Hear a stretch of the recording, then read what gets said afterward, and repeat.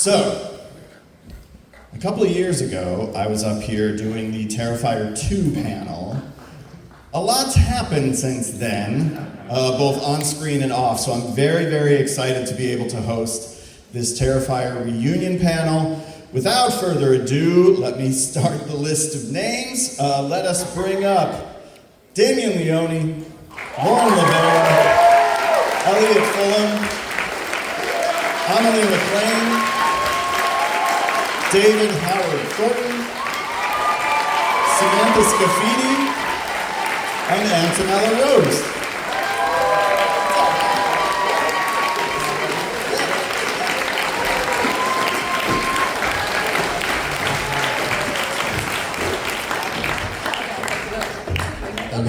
Are we a chair short or are we good? I counted and Don even asked me. He said, do we have a... Math is hard. We're good. Okay, we're good. All right. I can count. I count better than Art the Clown. Oh my gosh, thank you all for being here. Thank you. Thank you. Thank you. So, oh yeah, there's everybody. It's so beautiful. Never listen. I could just eat it. So the last time you were here, we talked about, Terrifier is really blowing up, and now it's literally the biggest thing in horror. It's like living through the first cycle of Freddy Krueger movies, like while it's happening, and that has to be something that's very exciting. You guys have the #1 movie in the country. That's where you applaud, you sons of bitches.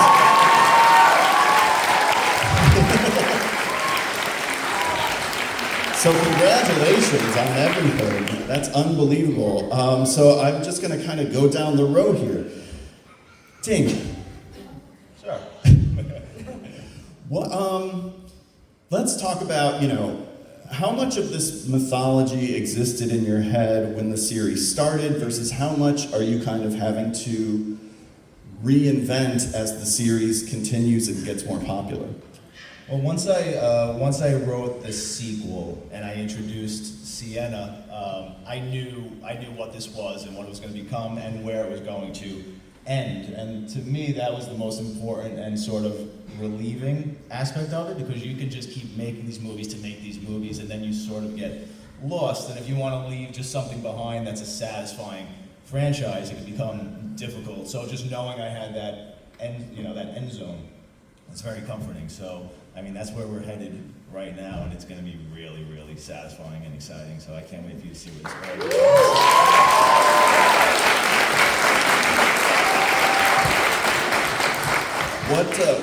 How were you inspired to make this one a Christmas movie, which I feel like was a stroke of genius to make 3 a Christmas horror movie?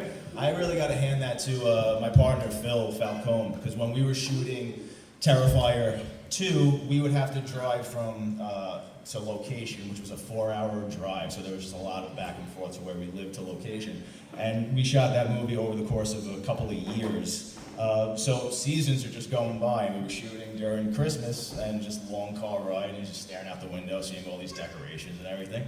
And he said, it'd be really cool, which is what a lot of people do, like, it'd be a cool way for Art to kill people, or like, Art to meet this person. That's what I get, that's what my life is now. I was like, what if you did, Terrifier during Christmas? You put Art the Clown at Christmas. And I hear just things like that thrown at me all the time, but as soon as he said that, it just instantly clicked, because I have an affinity, just like a deep love for Christmas horror movies, and especially maniac Santa Claus characters. But as a writer director, I think now, like, how can you make that new and fresh, and what can you do that hasn't been already done already with a maniac Santa Claus? But I said, if I put Art the Clown in that costume now, puts a fresh spin on Art, and it puts a fresh spin on the maniac Santa Claus. So this could be exciting. And there's just so many cool tropes we could play off of during Christmas that Art would just be perfect in. Yeah. What would it be like for Art to be a mall Santa Claus, like surrounded by children, like that? That was exciting.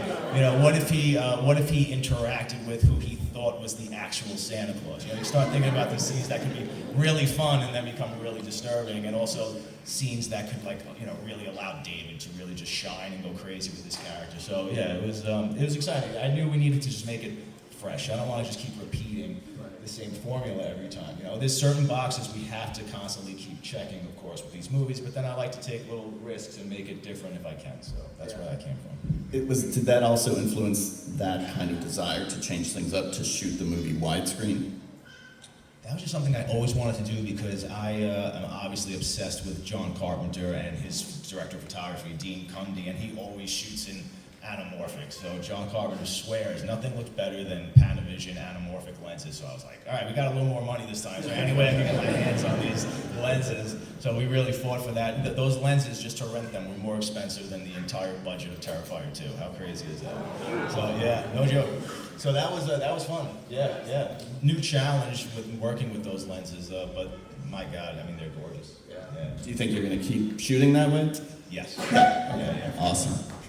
Amelie, can you talk about what it's like to be essentially a horror icon at like a pretty young age, right? You're not the youngest member of Terrifier anymore, but like pretty young, and you see people cosplaying as you see people, there was a girl up here yesterday carrying a giant dead possum with her. It was fake. Did you say I'm that girl? That's our girl. Okay, yeah, right on. Can you talk a little bit about what it's like to be a horror icon?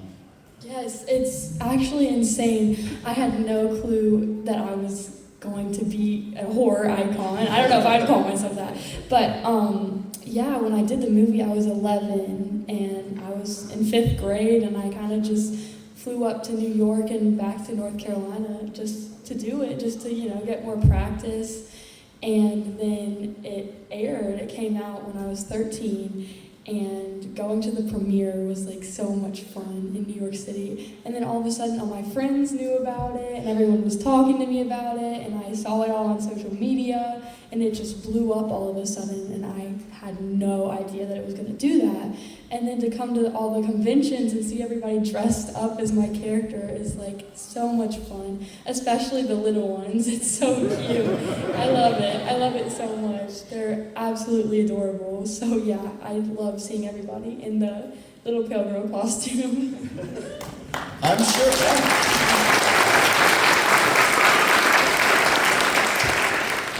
I'm sure that like the cosplay element is part of it, but like this does seem like a franchise that has been embraced by young people in a way that I haven't seen since maybe the 80s, I don't know. And any of you, can you speak to maybe why you think that is? Why are young people being so affected and so, why are they gravitating so much to this franchise? You guys can answer. I spoke enough of that. I think it's the fact that Art the Clown is just having a good time. He's got a smile on his face. I think of course, I don't know, maybe the visuals? I think it's a very visually crazy, of course, but fun film. I mean, when I was younger, I loved, Freddy Krueger. I had the claw. I had everything. I think it's just simply that. Art likes to have a good time.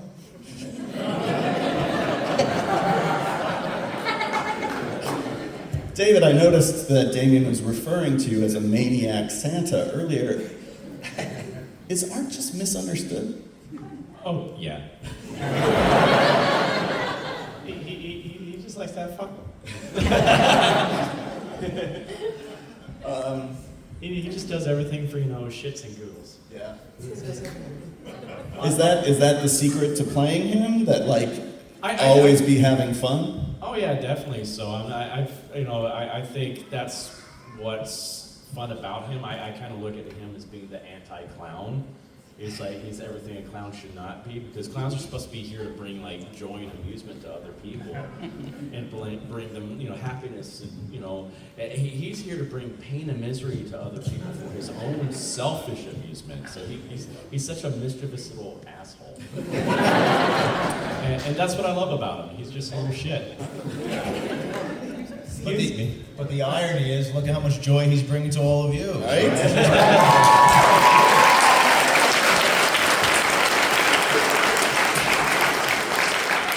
doing the worst stuff imaginable too. This is a room of sickos right here. I count myself among you because I love this series. Elliot, you're not really dead, right?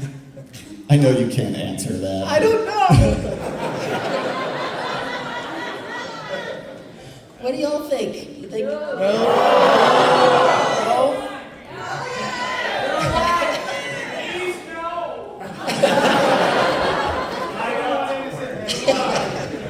But he shot me.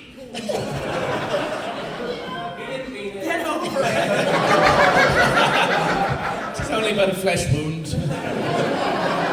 Hey man, you were like eating my hand and like that was not cool. It's a kid's meal.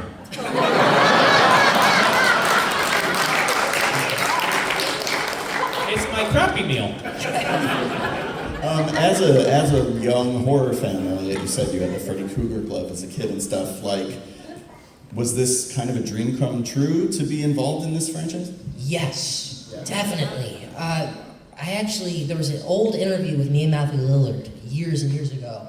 And he was asking me if I would ever want to do horror movies or something, or what my dreams or my number one goal would be. And even back then I was saying, my number one goal is to be in a horror film. And I guess it worked out. And I just want to say thank you to Damien.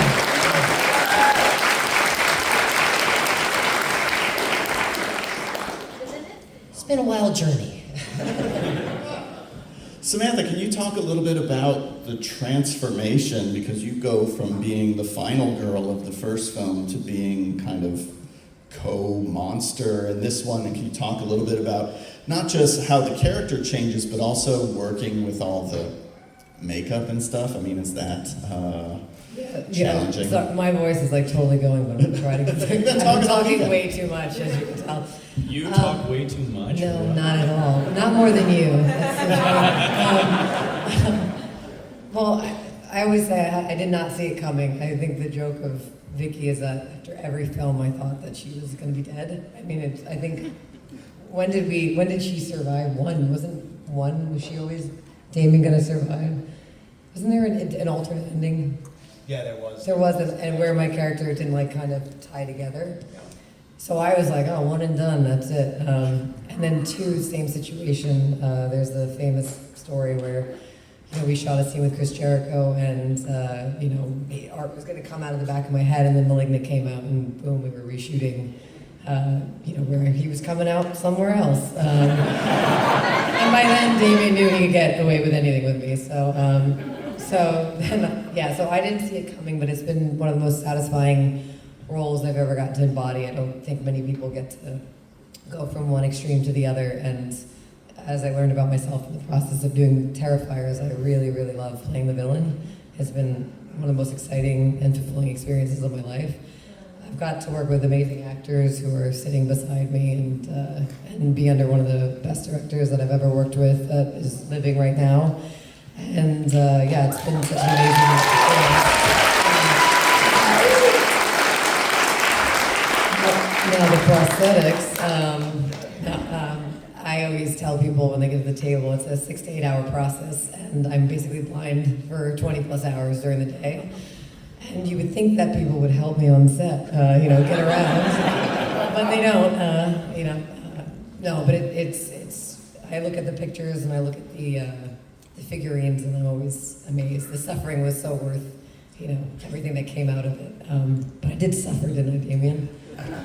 You really suffered. And I let him know. Yeah, I mean, we really just twisted her face uncomfortably. That one eye. Well, yeah, I mean, like you see that we have dentures that hook into her mouth, but they're made to push her lip all the way up, and then the prosthetic gets locked into that and glued into that, so her lip is stuck there for like 12 hours.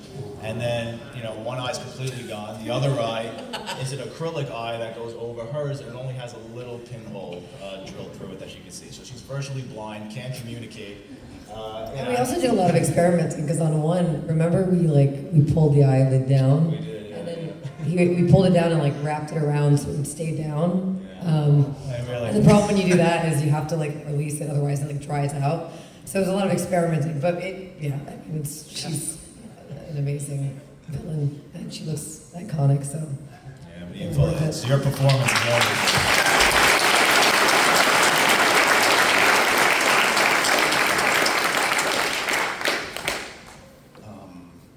Oh, I had it, and now it's gone. Does someone have a brain fart? Yeah, for sure. All right. It'll come back to me. It's fine. Lauren, as arguably the most iconic final girl of modern times.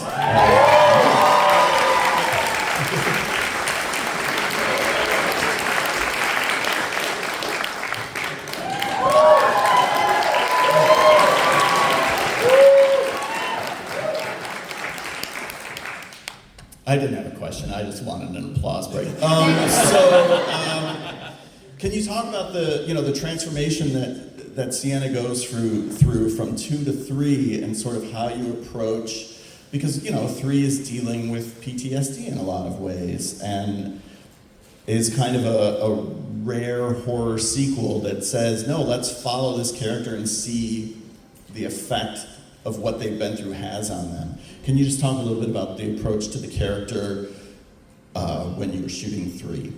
I was really excited for that when Damien told me about it. There was a lot of discussions between the two of us, like trying to figure out, because this is 5 years later, between 2 and 3, and you can get a good idea of how someone would be immediately after the events, just the trauma and how that would affect them immediately. But then we had to decide what's been going on for those 5 years. How often was she in and out of the facility, the mental health facility? And that was really fun to map out and try to discover her journey.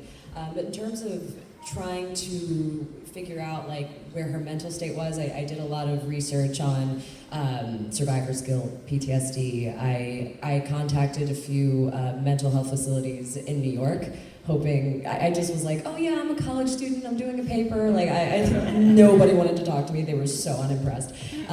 So I really got to rely on YouTube, which is, such a wonderful thing in 2025 that we can have that. People, speak candidly, and you can just kind of do the best kind of homework that way, because you really want to try to do justice to the people who have had similar, hopefully not the same thing, similar experiences, the similar kinds of, and really that's also attributed to the writing. And it was the perfect roadmap for this, and it was Damien's, baby, so it really made it a lot easier on me. And it's so wonderful at these cons when people come up to me and they say they, struggle with, certain things, and they feel represented by Sienna. That's why we do it, so people can be like,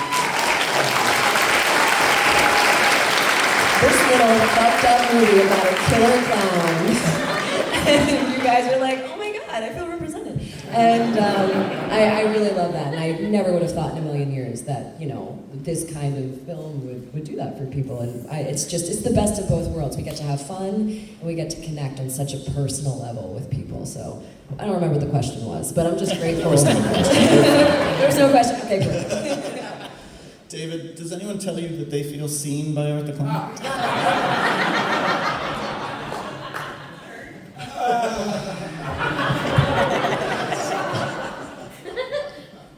Call the authorities? Yeah, probably. Yeah. Maybe ICE agents.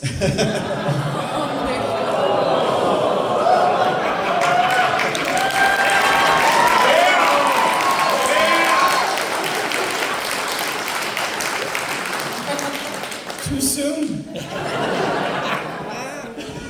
Beyond being, a little rascal as Art the Clown, you've kind of become the go-to guy in the suit actor in a lot of independent horror films now.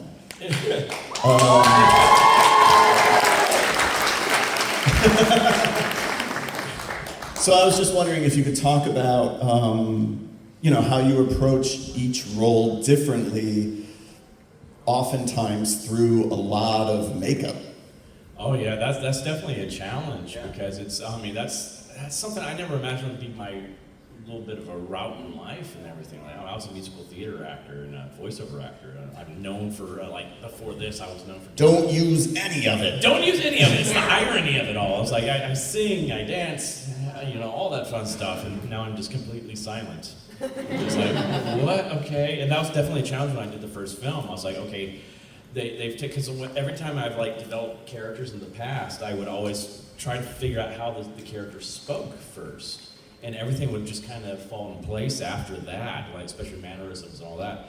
And with Art, that was completely taken away. So I'm like, oh my God. So his voice is his body. And so that's how I approached him. It's like, I'm going to look at a bunch of like silent film actors and, clowns and see how they approach that. And I just felt a lot of influence off of that. And that's how I've gone about a lot of other characters I've played. Like when I did Mean One, I was like, well, the mean one doesn't really talk much. He's more just grunts and growls. And I was like, well, he's basically like, some goofy Bigfoot character going around killing people. So I just put a lot of that into him there, the way he walked and all that. And then when I took on Willie for Screamboat, I was like, I wanted to go back and look at the original shorts from Disney.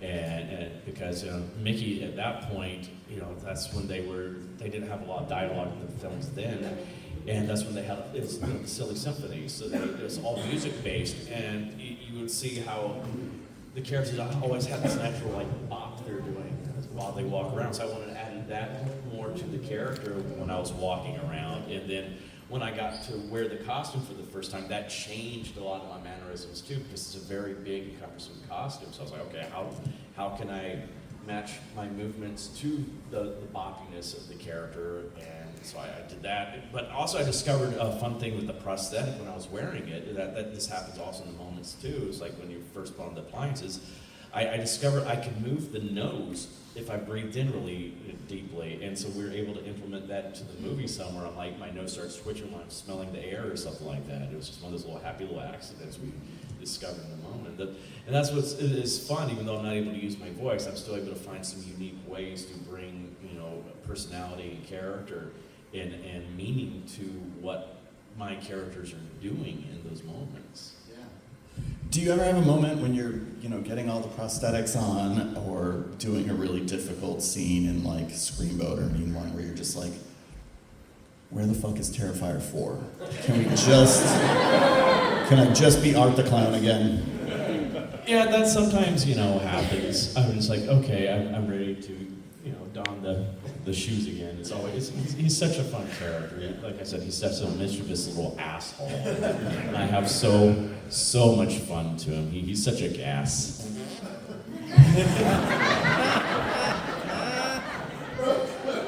I have a new toy. It's not new, by the way. I've been dealing with this. We got it like 3 weekends ago, and brought it to every Q&A since. Yeah, I want to be their spokesman. This is for the little toot. It's a gas. This is hours of fun with this thing. It's just. Sorry, Antonella, I'm sorry. Like merchandising. We could sell this. Fart the Clown.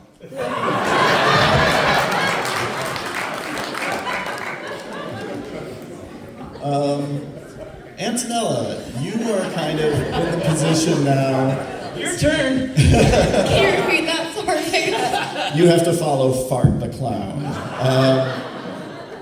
You're in the position now that Amelie was in when she was here last, when we did Terrifier 2 a couple of years ago, where I watched the movie and I'm just worried about what you're subjected to. Like, I see all this stuff happening and I'm like, but she's so young.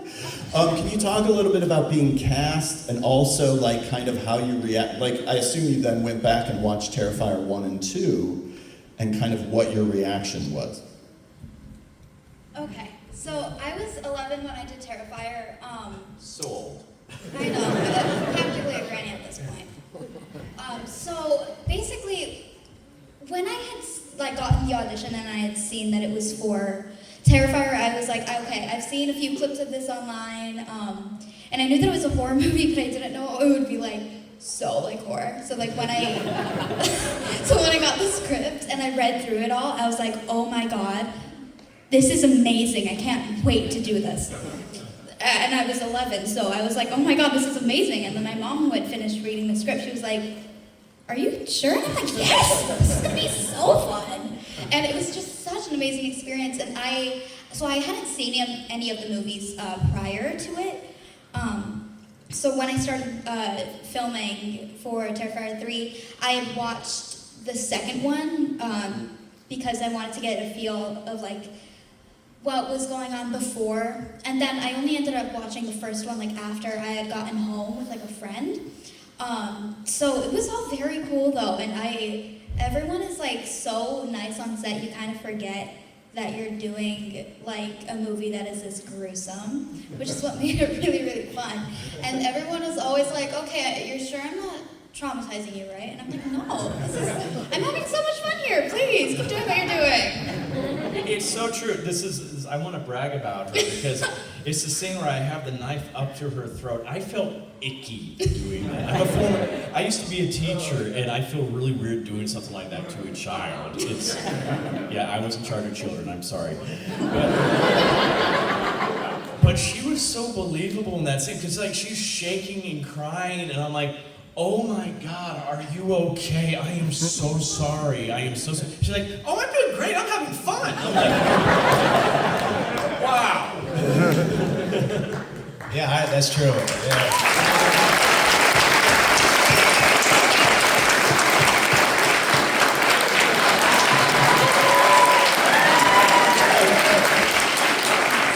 Sometimes in between scenes, like when I'm not doing school, I'll just like sit and stare at a wall for like 30 seconds, and then I'm like, okay, I'm good. Yeah, no, I could attest to that. I mean, because when you're working with child actors, you don't know how delicate to be and how far you can push them in a situation like that. And if I needed her to be more intense, I have to go up to her and say, can you cry like a little harder, and try to explain to her like what's going on. And she would just be like, look, listening, and then be like, okay. And then she'd go in the corner and turn around, you just see tears streaming down. And I'd be like, go, like roll the camera, roll the camera. And then, like that, and at your age is just unbelievable. Like where are you gonna be in years from now? It's gonna be astonishing.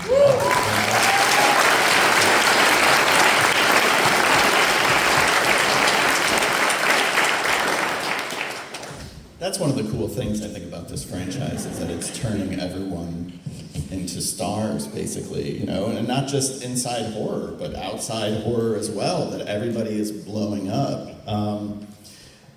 Obviously, part of the what we love about this franchise is kind of the DIY aesthetic, especially to more so the first two.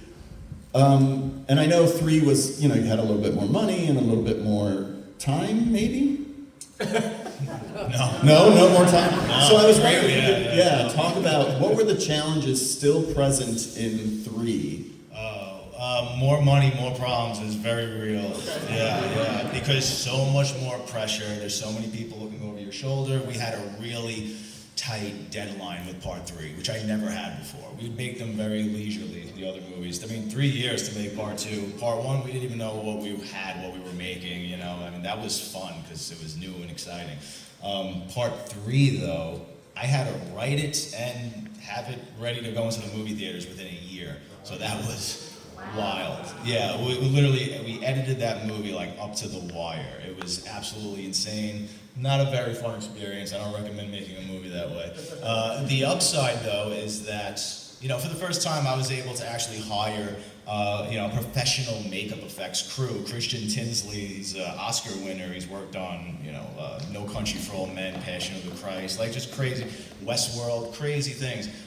So it was so cool to be able to, relinquish that to another team and be able to have that shorthand and explain, how these are going to work and have them know exactly what I'm talking about. And I could focus a lot more on the directing and working with my actors and working with, just storyboarding. There's so many other areas that could become, could be sacrificed when you also have to do the special makeup effects, which is, brutal. So like that was cool to have that, but it was tough. It was just a really tight deadline making part 3. Yeah. Was it nice for the rest of you to have Damien freed up in that way for part 3 and to be able to maybe be more, not worried about caving someone's head in and just like, hey, talk to me about my motivation for this scene? Yes, absolutely. Damien knows I come in with questions. So I'm constantly bugging him, like, what do you think of this? What do you think of that? And he was just like, yes. And was that great? And and everybody's always pulling Damien every which way, sideways on set anyway. They're always like, Damien. But like, he really was able to give us the time that every actor loves. I love, just to discuss the scene before so we can be ready and we can get it done in hopefully just a few takes. And I think we were much more efficient this time because of that. But I also think, first of all, she's just incredible. And I think you really just know who this character is at this point.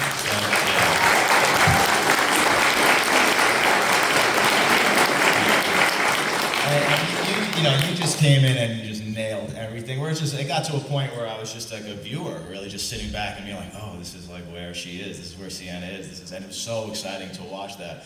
And then the whole last act of the movie when she's tied down and the whole family's being tortured, that was the most grueling thing I think we ever shot. Emotionally draining. There's really nothing fun going on in that sequence. So that was. Well, there is one thing. With the smack? Yeah. Well, that's where it came from. That's where it came from. It was so depressing, and I was like, "There's no jokes or anything here. I need something." And just in that scene, Art just keeps going back and forth, and I'm like, Dave, every time you pass her, what if you just smack her upside her head? And we did that. We didn't think it was gonna, get a laugh like it does, so that was cool. But it's cool. It's comedy. Yeah. You were so good in that scene, and you just really brought in seeing her breaking down and so helpless and frustrated that whole time. It makes you feel amazing. I love the scenes where you can finally break free and become a hero and fight back. Those are my favorite moments. So it was so cool to see where Sienna is in this chapter, which is a very dark chapter in Sienna's story.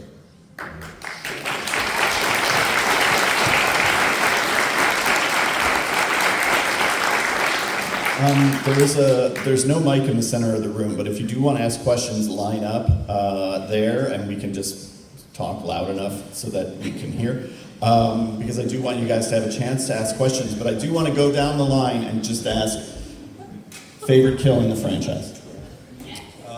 Bedroom scene. Part 2. Bedroom scene. The rat scene. Opening scene with Chrissy in 3. I agree. I like when the child dies, and but you don't see it. That's why I like it. It's all sound design, and it's the antithesis of what Terrifier is. And I love all the gruesomeness, but I thought that was ingenious. I love when Damien came up with that. I thought it was so great. You're gonna be a great mom one day. I love Santa's death. That was the fun one for me. So, yeah.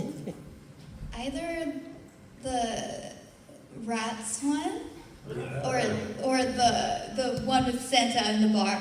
Those were great. The Santa one, I was actually fully cackling in the theater. That's how hard I was laughing, and my friends were looking at me like I was insane. Like, do you need help?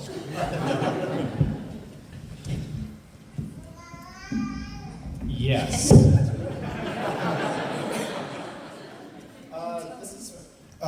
This is for Laura. With your background in stunt work and martial arts, any action movies in the future, possibly?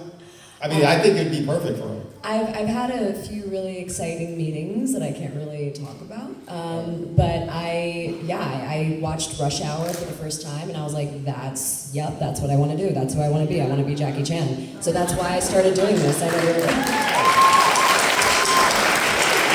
So yes, thank you. I appreciate that. Let's hope. I was just wondering about if there was any deleted footage to 3, because I know that they didn't want to make it 2.5 hours again, and I know some of it's being used for 4, and you probably can't talk about it. But could you explain what footage was cut, and then if it'll ever see the light of day? So you want to know if I actually shot Elliot being murdered, and if you're ever going to see that? Have to wait. Not wait yet. No, there are 3 deleted scenes from part 3, that 2 of them might show up as flashbacks in part 4. I'll tell you that.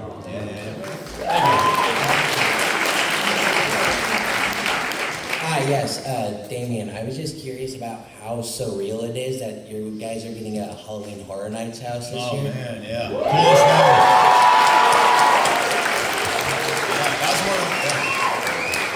That was a hard secret to keep. I've known about that for quite some time. Did you ever think that that would happen back in like No. 2016 when No, you did the first never, one? man. This is constantly surprising us. Every time we think it's plateaus and it's over, something crazy happens. So we're enjoying everything that's happening. It's so Look at her, isn't that amazing? Look at this. I met you guys earlier. I have a question for you, actually. I saw some behind-the-scenes footage, and David told me, how was your costume?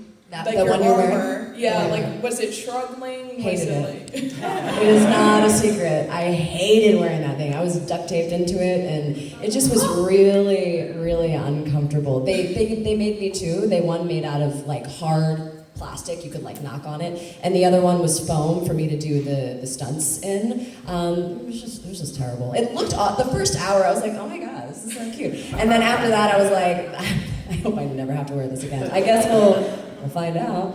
I feel the same. You look amazing. Join the club.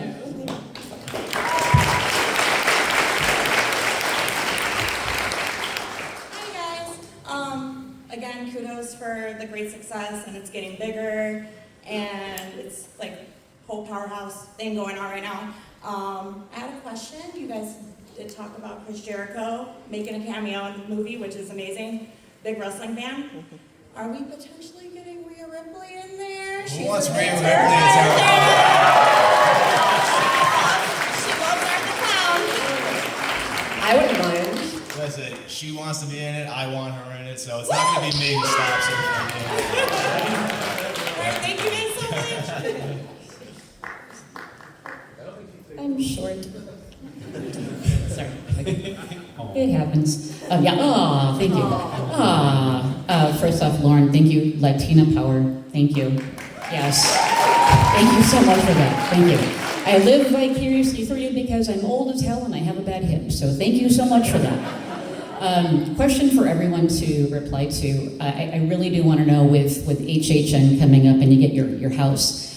I want to know individually, what was that first reaction when you heard, and I don't know if Damien, if you were the one to deliver that message, or if it was your managers or what have you, because we love HHN, and what was your reaction when you got that news that, oh my God, we're going to be a house? Fuck yeah. Yeah, no, I told everybody, told them please keep this a secret because I'll get in trouble. But I mean, just like they're so awesome to work with, HHN, and they wanted me involved the whole step of the whole process of designing it. But they were so good, and just the way they pitched it, I'm like, oh, they know exactly what this franchise is. They want to lean into everything that makes this franchise popular with you guys. Like, they're like, we want this to be the bloodiest house ever. Like, we want to hit upon all the greatest hits and the set pieces and the different environments, like the bathroom and the haunted house, like all the cool things that happen in the entire franchise. Like, you're going through Christmas and Halloween, it's all in there. All the characters pop up, and you get drenched in, it's not blood, they're not allowed to hit you with blood. You get drenched going through it with, water that's lit red. But yeah, no, it's like they just knocked it out of the park. It got to a point where I was like, listen, you guys know, you're pros at this, you know exactly what you're doing, just keep doing what you're doing, and I'll just approve designs of making Art the Clown masks, be like, all right, yeah, his eyebrows are good. That's it. You guys are gonna flip out. They went above and beyond in this house. Like, they're so excited about it, I'm so excited about it, so. Yeah. And it'll be my first time. I've never been before, you believe that? So, That's crazy. Yeah. So. But David, what was your reaction when you first heard about it? Oh, I was very excited. I had heard rumblings over a year ago, actually, and I actually got to go to Halloween Horror Nights last year for my first time, so I was like, okay, I gotta scope out everything, just see how the quality of these houses are, and I was going to the house like, oh my God, these things are amazing. Except for the Insidious house that had the puke room. I hated that room. I hated that. I had like the slowest moving people in front of me too. That one room they just want to take their time, like, get the fuck out of this room! I can't stand puke. And I'm like, move! But I was so excited because the amount of detail that they put into these houses is so awesome. So it got me very excited just thinking the potential of what they could do for a house for us. So when it was finally like, I guess, said that we were going to get a house, when it was finally confirmed, I was so freaking excited. And just know that they have merchandise there at Universal Studios right now of Terrifier just blows my mind too. I was like, this is insane. This is something I never expected to happen in my life. I have Universal Studios merchandise of myself. I'm like, what the heck is life right now? Thank you. Thank you. You mentioned the Santa kill, which is actually funny because I was going to ask how cathartic was it to kill Santa Claus?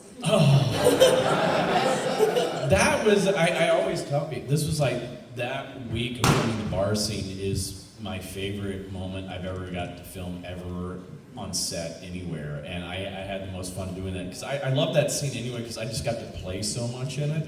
But I was able to play with these men that I've watched in movies my whole entire life, like Bradley Stryker, Clint Howard, and Danny Roebuck. Yeah, legends. And I think that was probably everybody's favorite week we had on set. It was just magic. I love that kill scene. I just think it's so over the top and crazy, and I had so much fun doing it. And Danny was just throwing me comic gold the whole time. He was just making up so much great dialogue and just gave me so much more stuff to work with, and it was just wonderful. I love that. That's why I love that kill so much. It has this very special place in my heart. I actually, on my way after that last night filming, I was in the cab going back to the hotel, and I started tearing up just thinking about what we had done that week. And just like, this is something I never imagined I'd get to do in my life.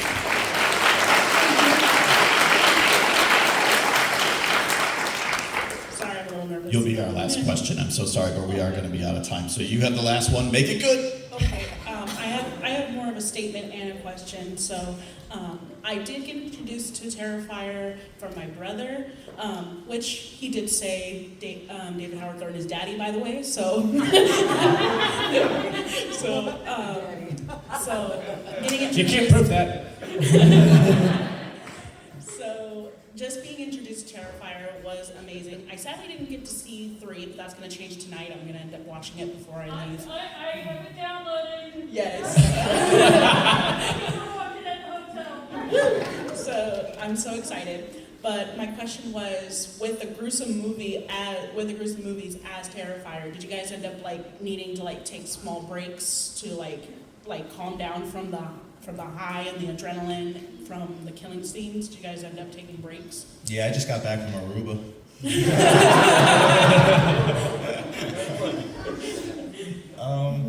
I've been pretty good most of the time. The only time I struggled on set was when we were doing the Aunt Jess kill with the rats and stuff, because like I said, I can't stand puke. And I think they just went out of their way to try to disgust me as much as they could on set. And it's like, I have my makeup artist on the side, he's like, don't you dare puke right now. And David's got his cell phone camera, he's like, come on, Dave, come on. I'm like, because they're using this horrible smelling, cacophony of, cream of mushroom soup, and I don't know, God knows what, from the bowels of hell for the puke. And the room was really hot and stinky anyway.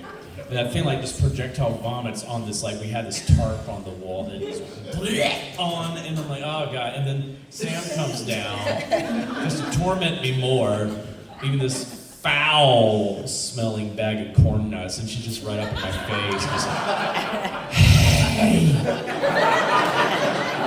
what's wrong? I'm struggling. I'm like, can we just send Steve Delicelle to be my arm, just holding the tube? I'm like, no, Dave, your face is totally in the shot right now. You're right there, your face, you gotta be there. I'm like, my face is not in the fucking shot. I know in my gut that Damien just wrote that specifically just to try to finally gross me out, and he almost succeeded. Thank you. You guys rock. So here's what we learned today. Terrifier 4 needs Sienna Kung Fu. It needs Art the Clown singing and dancing. It needs more Pale Girl. And lots of puke. No, do not encourage him. And Rhea Ripley. And Rhea that's right. Ripley. And Jonathan's alive. That's what we want.